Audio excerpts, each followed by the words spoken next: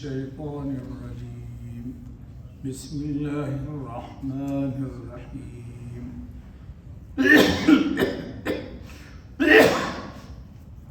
وما أدراك ما ليلة القدر ليلة القدر خير من ألف شهر صدق اللہ العظیم۔ دوستو، یہ سورۃ القدر کی آیت نمبر 2 اور 3 پڑھی ہے، کل بھی پڑھی تھی، کچھ عرض بھی کیا تھا۔ آیت کا ترجمہ ہے وما ادراکا، اور تو نے کیا سمجھا، ما لیلۃ القدر، کہ کیا ہے شب قدر۔ لیلۃ القدر، شب قدر، خیرن یا خیرم، بہتر ہے، من الف شہر، 1000 مہینے سے۔ یعنی اس رات میں نیکی کرنا ایسا ہے گویا 1000 مہینے تک نیکی کرتا رہا۔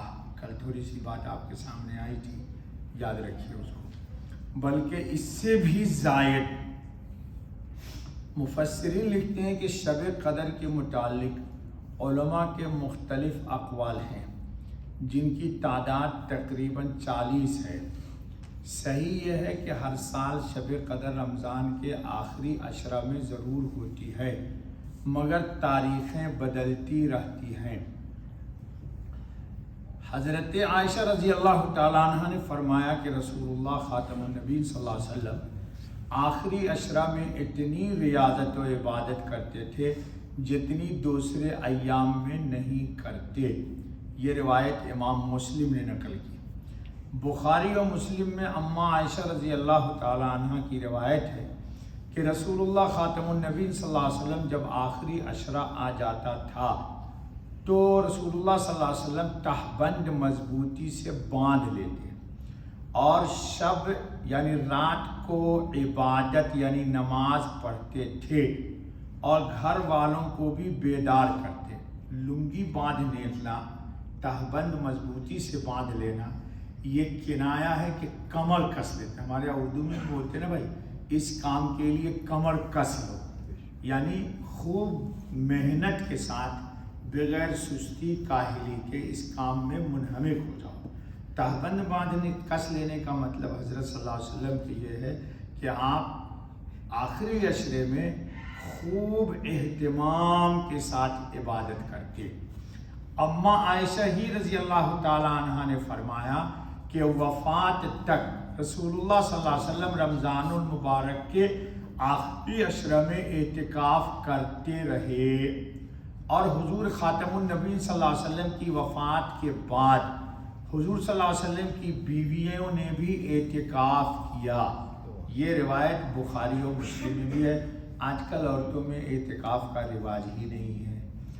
اعتکاف عورتوں کا یہ ہے کہ گھر میں کسی کونے میں جہاں وہ نماز پڑھتی ہیں جگہ متعین کر لیں اور وہیں پر عبادت میں مشغول رہیں، اور اپنی حاجت و ضرورت کے لیے جائیں تو پھر وہیں واپس آ جائیں، وہیں کھانا پینا کھائیں، وہیں قرآن پڑھیں، وہیں نماز پڑھیں۔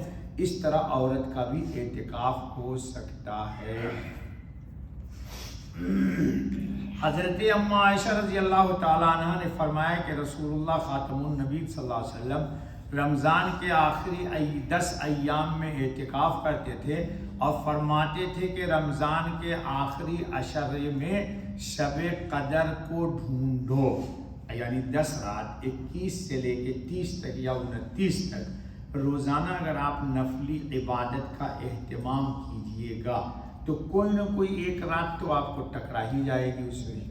حضرت ابو سعید خدری رضی اللہ تعالیٰ عنہ کی روایت ہے کہ رسول اللہ خاتم النبی صلی اللہ علیہ وسلم نے رمضان کے پہلے عشرے میں اعتکاف کیا، پھر درمیانے عشرے میں ترکی خیمہ میں اعتکاف کیا، پھر فرمایا میں نے اس رات کی تلاش میں پہلے عشرے میں اعتکاف کیا، یعنی شب قدر کی، پھر درمیانی عشرے میں اعتکاف کیا، پھر میرے پاس کوئی فرشتہ آیا اور مجھ سے کہا گیا کہ وہ رات آخری عشرہ میں ہے، بس جس کو میرے ساتھ اعتکاف کرنا ہو وہ آخری عشرہ میں اعتکاف کرے، کیونکہ مجھے وہ رات خواب میں دکھائی گئی تھی، میں نے اس کو پا لیا تھا اور میں نے دیکھا تھا کہ میں اس کی صبح کو پانی اور کیچڑ میں سجدہ کر رہا ہوں۔ اس فرمان کے بعد صحابہ رضی اللہ عنہ مجمعین نے ہر طاق رات میں لیلۃ القدر کی جستجو رکھی، یعنی وہ لوگ اس رات میں طاق راتوں میں خوب عبادت کرتے تھے کہ لیلۃ القدر ٹکرا جائے۔ راوی کا بیان ہے کہ ایک رات کو پانی برسا، مسجد چھپڑ کی تھی اس لیے ٹپکنے لگی۔ 21ویں شب کی صبح کو جو میری آنکھ رسول اللہ خاتم النبیین صلی اللہ علیہ وسلم پر پڑی تو میں نے دیکھا کہ حضور صلی اللہ علیہ وسلم کی پیشانی پر پانی اور کیچڑ کا نشان ہے۔ ہمارے یہاں بھی یہ بات بہت مشہور ہے کہ رات میں اگر ہلکی پھوار بارش ہو گئی، آب و ہوا چلنے لگی تو لوگ کہتے ہیں کہ یہ آج رات لیلۃ القدر یا شب قدر ہوگی۔ جی، شب قدر کی رات سبک ہوتی ہے، ہلکی ہوتی ہے، لیکن اس رات میں کچھ لوگوں کو سستی ہوتی ہے، جو لوگ اس کی طرف رغبت نہیں رکھتے، اور جو لوگ جستجو میں رہتے ہیں تو شیطانی غفلت کو دور کر کے عبادت کی طرف متوجہ ہوتے ہیں۔ اس رات کی ایک علامت یہ بھی ہے، حدیث میں بھی آ رہی ہے، تفصیل آپ نے کبھی سنا ہوگا کہ رات اگر شب قدر کی گزر گئی تو اس کی صبح جو ہوگی، اس کی صبح میں سورج کی طلوع ہوتے وقت شعاع نہیں ہوتا، یعنی اس کی روشنی میں پھوٹ کے نہیں جاتی، یعنی ہلکی روشنی ہوتی۔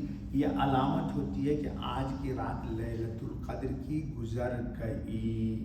ٹھیک ہے دوستو، اللہ اپنے فضل سے ہم سب کو توفیق فرمائے، اور اللہ تعالیٰ پورے سال ہی عبادت کی توفیق فرمائے۔